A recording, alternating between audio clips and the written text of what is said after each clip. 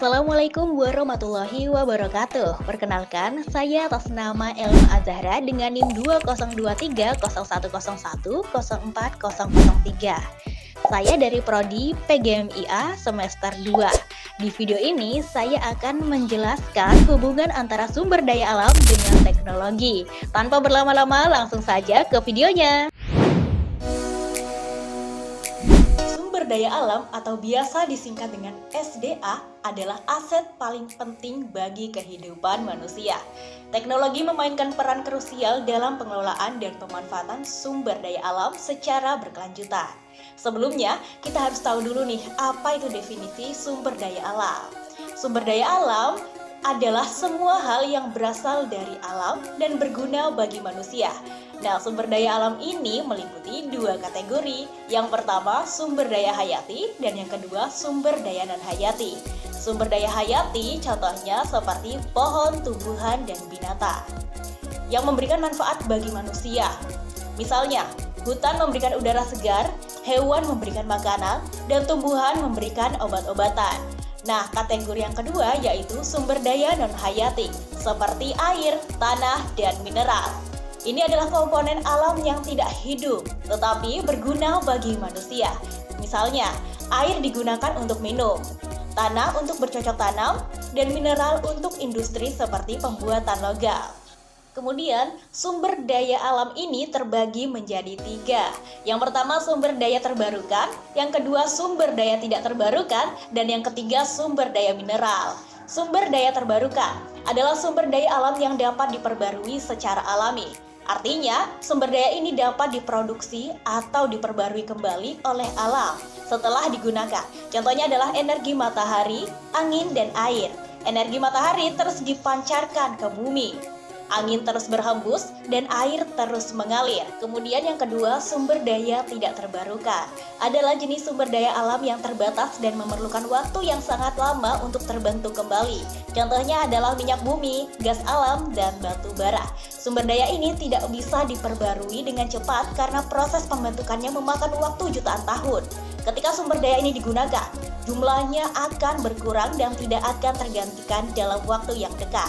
Kemudian yang ketiga, sumber daya mineral adalah jenis sumber daya alam yang berasal dari dalam bumi. Contohnya seperti batu bara, minyak bumi, emas, dan besi. Sumber daya mineral ini ditemukan di dalam kerak bumi dan memiliki nilai ekonomis yang begitu penting karena dapat digunakan dalam berbagai industri seperti pertambangan dan konstruksi.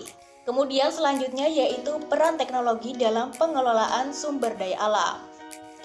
Teknologi memungkinkan pengelolaan sumber daya alam yang lebih efisien dan berkelanjutan. Ini meliputi optimasi pemanfaatan, konservasi, dan pengelolaan sumber daya. Yang pertama yaitu meningkatkan efisiensi. Teknologi membantu meningkatkan efisiensi dalam ekstraksi, pengelolaan, dan distribusi sumber daya alam. Misalnya, teknologi pengeboran horizontal yang dapat meningkatkan produksi minyak bumi. Meningkatkan efisiensi dengan bantuan teknologi berarti menggunakan teknologi untuk membuat proses ekstraksi, pengelolaan, dan distribusi sumber daya alam menjadi lebih efisien lagi. Yang kedua, mengurangi dampak lingkungan dengan bantuan teknologi ramah lingkungan, artinya menggunakan teknologi yang dirancang untuk mengurangi dampak negatif terhadap lingkungan. Sebagai contoh, teknologi penangkapan karbon yang dapat membantu mengurangi emisi gas rumah kaca.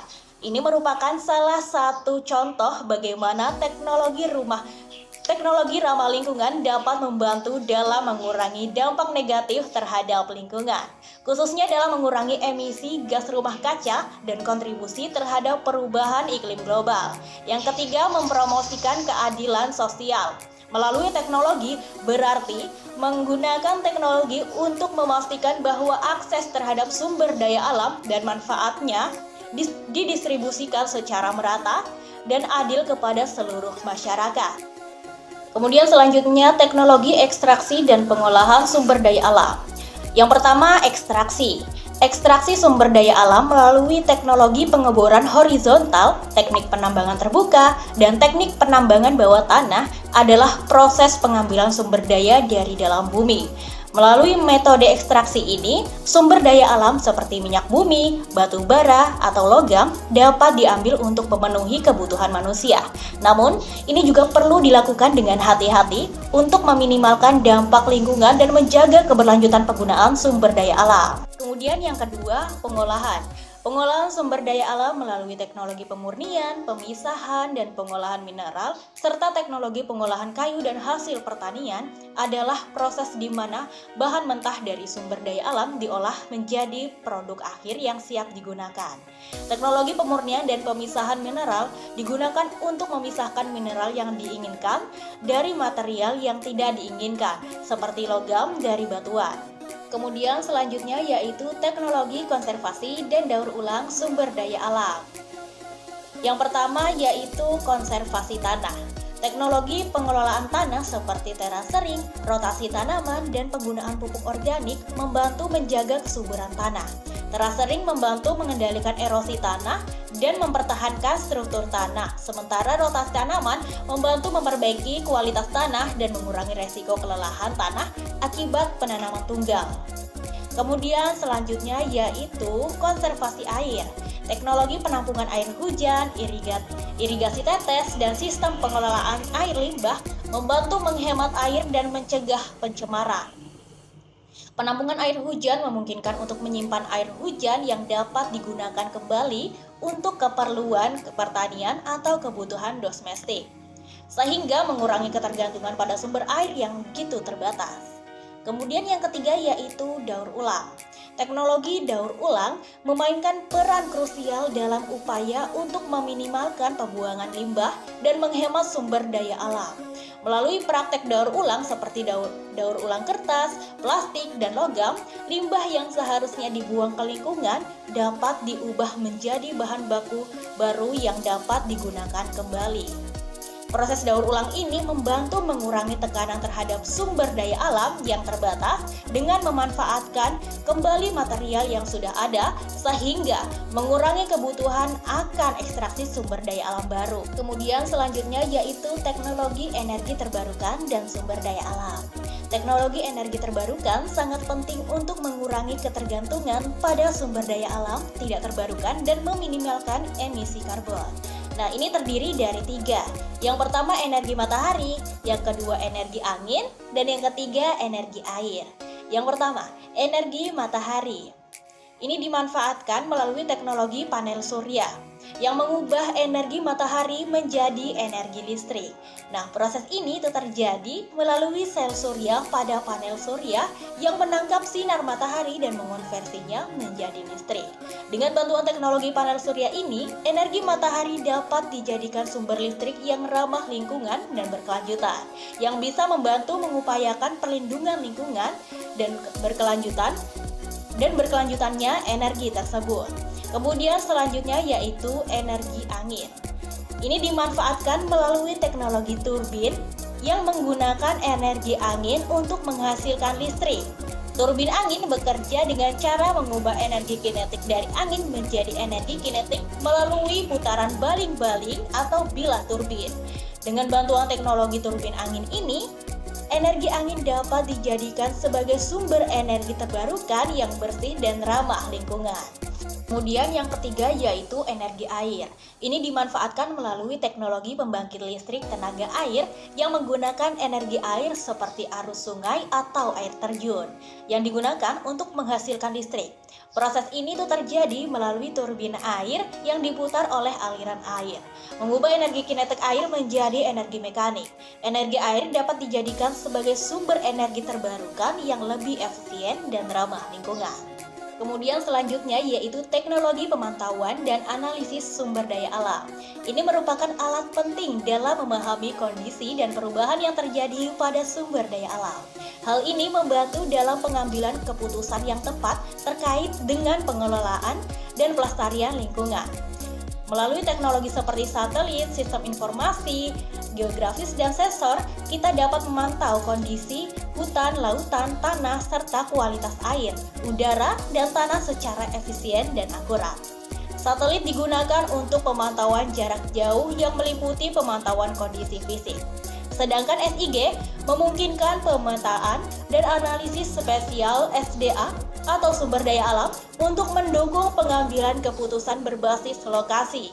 Selain itu, sensor digunakan untuk pemantauan langsung terhadap kualitas lingkungan, seperti kualitas air, udara, dan tanah, sehingga informasi yang diperoleh dapat digunakan untuk menjaga keberlanjutan sumber daya alam dan lingkungan hidup. Pengembangan teknologi sumber daya alam juga menghadapi beberapa tantangan, seperti kurangnya investasi, akses yang terbatas, dan kurangnya tenaga ahli. Kurangnya investasi.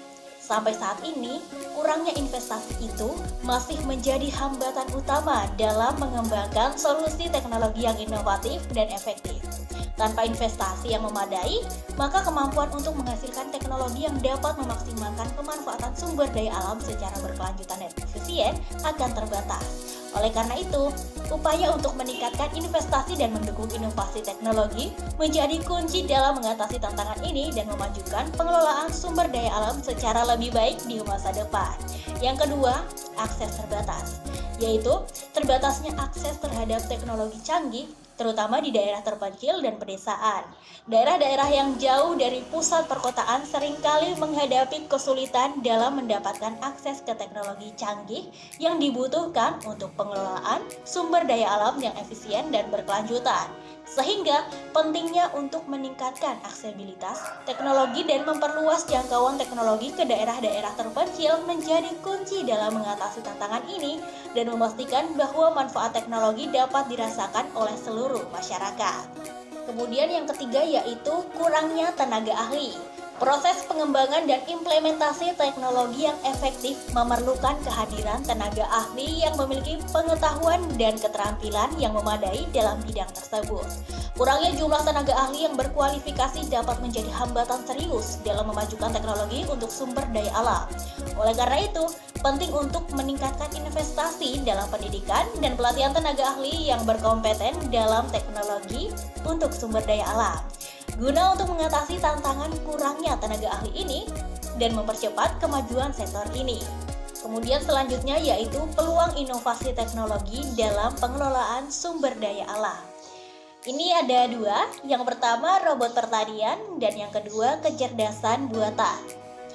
Robot pertanian. Inovasi teknologi seperti robot pertanian ini menawarkan peluang besar dalam pengelolaan sumber daya alam dengan cara yang efisien dan berkelanjutan.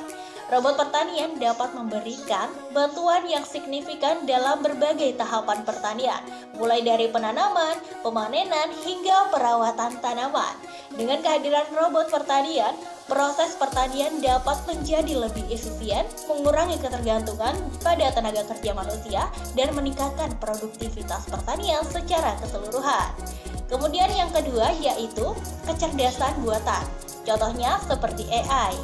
Ini juga membawa peluang inovasi yang begitu besar dalam pengelolaan sumber daya alam.